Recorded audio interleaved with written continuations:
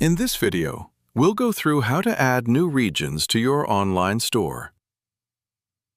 To get started, open the top right corner menu in your admin. From there, choose Global Settings. Then go to Localization. Inside the localization settings, you'll see where you can add new countries and languages to your store. Once you've added the regions and languages in global settings, we'll move to the online store side. Open the top right corner menu again and select your online store. Then go to Online Store and choose Settings. And then choose Localization.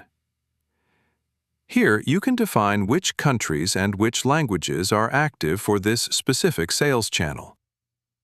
If you'd like more detailed instructions, visit our Help Center at help.finq.com.